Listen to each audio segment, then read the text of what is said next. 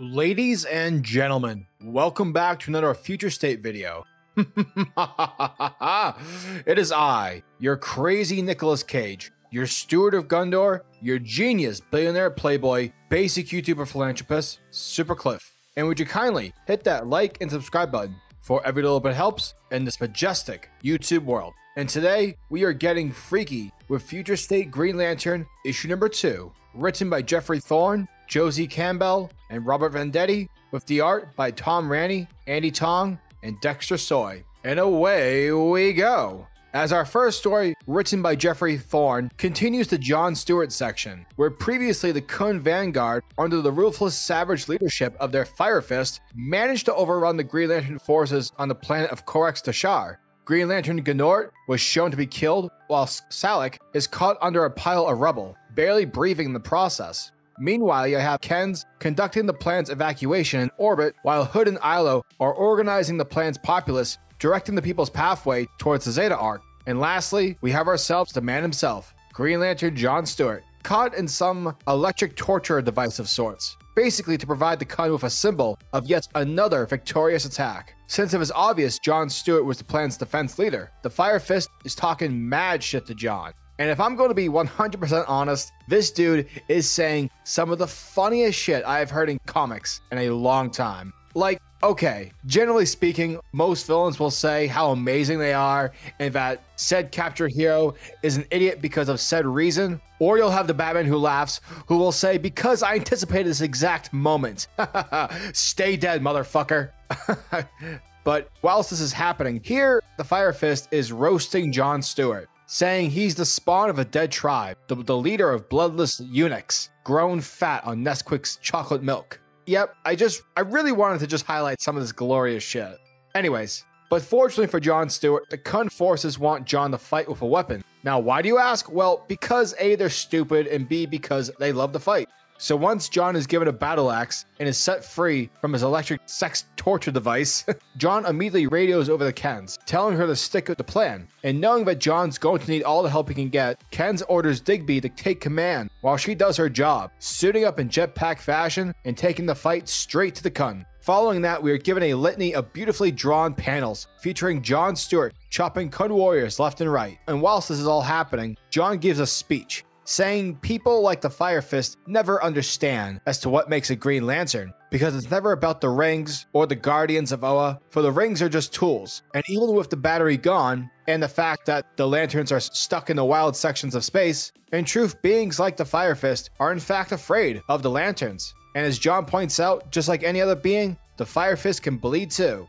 Elsewhere on the planet, as both Khund and Ilo are fighting back the Khund forces, we watch as Khund's jetpacks down onto the battlefield, taking out scores of Khund in the process. As a second wave of Khund are shown across the wastelands, charging forth, Khund orders Khund and Ilo to board the Zeta Arc, while she stays behind to fight off the Khund. And here, Khund provides the Khund with a badass speech, informing these fanatics that her name is Bila Khund, from the planet known as Imsk. And that her people thrive and adapt, and also known to be some of the best weaponeers in the sector. Therefore, if a Imskian wants something dead, they die. And holy crap on a crapstick, Khund uses her tech to blow herself up, taking out legions of Khund warriors in the process. Meanwhile, up in orbit, Digby gets word that the plan everyone has been ramping up throughout the story is finally ready to initiate. Switching back down to John, who is shown to have been captured once more, we watch as John begins to activate his plan as he informs the infiltrators to engage. From there, we watch as a horde of flying insects make their way into the Fire Fist's body, entering through the mouth, nose, and the ears. And whilst this is happening, John mentions to the Fire Fist that he loves talking about the Red God, and that he and the Khunds have slaughtered millions in his name. Therefore, John figures that now would be an excellent time for the Fire Fist to meet his one true god. And that, ladies and gentlemen, turns out to be the new god, Orion, who randomly pops up. And basically, Orion takes 5 minutes to clear shit up, as any god should, by telling the Khund that he is not happy. For Orion is the god of soldiers, not the god of butchers, nor the god of evil fanatics. For when the cause is just, the people fight when the darkness is crushing. For soldiers live to end battles, and to love peace. And before he disappears, Orion's final words are that John Stewart is a true soldier and that his heart is Orion's. Therefore, if the Khund are to follow Orion, then John Stewart will show them the way. So once Orion dips, the Fire Fist basically pulls an Anakin Skywalker, "It's not fair" moment and attempts to strike down John. But hold on a second, because remember those little bugs that invaded the Fire Fist? Well, in truth, those were hundreds of miniaturized Imskin soldiers. And because these dudes are amazing at building tech, it was their efforts which brought out Orion, since they were able to build a mother box, ideally boom tubing the new god down to the planet. And lastly, the armor that the Fire Fist is wearing actually belongs to an old school Green Lantern named RRU-92. And bada bing, bada boom, the Imskian soldiers set off a chain reaction inside the head of the Fire Fist, which results in the villain's face exploding into burnt dust. And once the dust settles following the intense battle, John Stewart is granted the Sword of Orion. And here John proclaims that together, everyone here had worked as one, and that now is the time to buckle up, for the good guys have a war to win.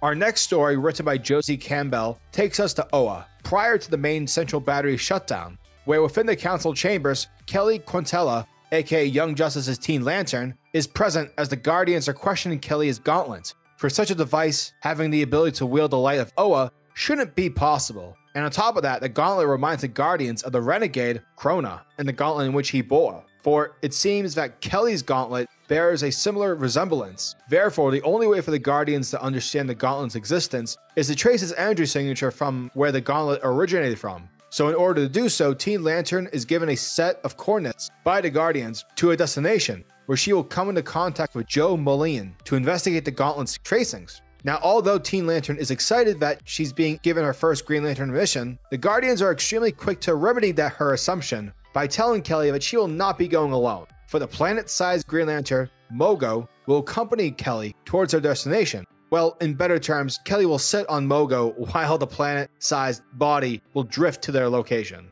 Now, although hardcore Green Lantern fans know how Mogo works in regards to his power, here Teen Lantern asks Mogo on how being both a planet and a Green Lantern works. Mogo explains that he pulls the energy from the central battery, which as a result allows Mogo his mobility. Teen Lantern then asks the question that we all sort of wonder every now and then, which is whether or not she can turn herself into a planet as well. But Mogo responds by saying, no. Wah, wah, wah. Later, as the two lanterns make progress, Mogo tells Kelly that they are entering the Void, a sector devoid of stars and galaxies, essentially lightless. As a response, Mogo turns his planet's light on, and there, all the jungle, plants, and flora sparkle with neon lighting. But suddenly everything stops as Mogo shuts down, and with him the light, leaving Teen Lantern basically alone with no allies and no light, just herself and her gauntlet. 12 days later, while still trapped in the void with Mogo still shut down, Teen Lantern is wandering about in the dark forest until suddenly a bright light appears. And though Teen Lantern anticipates this to be some sort of rescue party, she's unfortunately proven terribly wrong,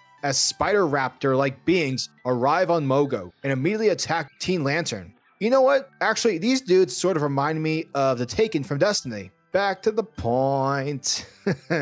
Once Kelly finds a hiding spot, she starts to get down on herself, as we're told from Kelly's view that she wanted to be a hero so that all the bad stuff from the slums, the murders, etc. would go away, and that if she wasn't a hero, then she wouldn't be nothing more than a scared little kid. And according to Kelly, it's no wonder as to why she was never chosen to be a Green Lantern. But fortunately, it seems Mogo is still awake, though barely, as he informs Teen Lantern that he's been tapping into Kelly's gauntlet battery in order to preserve his energy. And not only that, but Mogo also tells Kelly that he too is afraid, and he doesn't want to be so far away from his home. Mogo also tells Kelly that if he could, he would totally choose her to be a Green Lantern. Therefore, as a Green Lantern, is Kelly going to let these shadow monsters stop her? Hells no.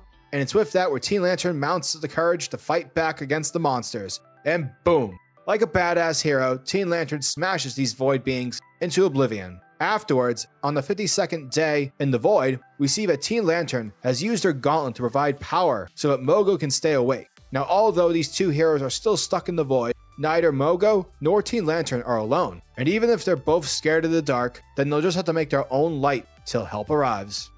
Moving on to our last story, which is written by Mr. Robert Vendetti, we check in with Hal Jordan down in Coast City, who's readying up a green construct space vehicle of sorts. And by using his ring as the ship's battery, here Hal begins recording for what it seems to be his final transmission. And as Hal takes off into the vacuums of space, Hal says in his recording that he hasn't heard from the Corps in months. And while the heroes on Earth must contend with the threats there, Hal must venture off and make sure that nothing dangerous is looming beyond the distance. And here we are granted somewhat of a montage that's drawn wonderfully by Dexter Soy and colored masterfully by Alex Sinclair. So that, yeah, this shit's gonna look dope. And throughout his voyage, Hal comes across a couple of members of the Sinestro Corps, breaking their noses in the process. Next, Hal flies over the planet Ysmalt, which apparently has been run over by the Khunds. And hey, look at that, there's the Fire Fist. Now we know that this story takes place prior to the battery's destruction. Hal continues on, making his way over the war world, and it's clear that the further Hal ventures towards Oa, the more that the Green Lantern Corps is protected and sacrificed is all falling apart. Eventually, Hal manages to make his way to Oa, though he'll have to crash land his ship if he's to make landfall, since his spacecraft is currently running on fumes. Following Hal's crash landing, Hal makes his way out of the wreckage, only to find that the central battery and all of Oa has been completely destroyed. And to make matters worse, Far Sector Green Lantern Joe Moline bashes Hal with resentment as she demands on where Hal Jordan was when the Green Lantern Corps needed him the most. Dum, dum, dum. Future State Green Lantern issue number 2 was an awesome issue, which concluded John Stewart's desperate battle against the Khund forces, whilst giving us 2 backup stories that truly got me hyped up in all the right places. First things first, I love seeing John Stewart once more acquire the spotlight as DC's main Green Lantern, both in Future State and in the upcoming Green Lantern series in April for DC's mainline. Legit, John's a badass, and clearly if you give this man an axe, he'll become even more unstoppable. Can't wait for more John Stewart. The second story, which featured Teen Lantern and Mogo, was really sweet and charming, this being my favorite out of the 3 stories, as it definitely gave me an Ori and the Blind Forest vibes, which is a great game and y'all should definitely play it. But yeah, I'll admit, I was never really a fan of Teen Lantern prior to the story. Like, I figured she was just another Bendis creation. However, holy shit, was I wrong. Because here I definitely found myself relating to her character, her need and wanting to prove herself as a hero and as someone special, so she wouldn't have to feel like a scared kid, was really touching. And it's 100% a feeling that I totally comprehend. Add that with the character plan of Mogo, and you have yourselves a lovely story. And yeah, DC, can you guys please give us a digital series featuring these 2 teaming up? Because that would be awesome. And lastly, the story featuring Hal Jordan basically racing throughout the far reaches of space, only to end up to a decimated Oa, event to be met by the Far Sector Green Lantern, was a dope cliffhanger. And with knowing that this story will continue in the upcoming Green Lantern series later this year, only raises the hype in my hype meter further. The book's art was also really dope. I'm almost positive that Dexter Soy draws Green Lantern the best way humanly possible. But my only gripe with the book's art is within the John Stewart section, that being the appearance of the character Kens. Straight up, I don't like it.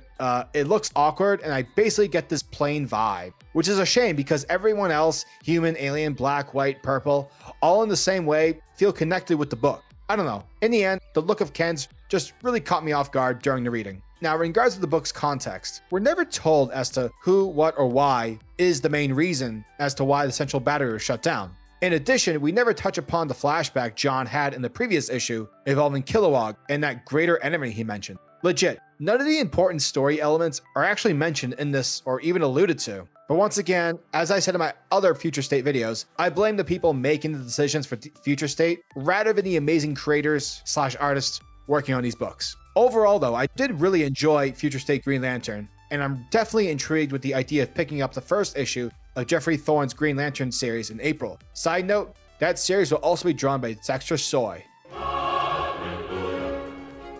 Future State Green Lantern issue number 2 gets a 9 out of 10. Giggity goo.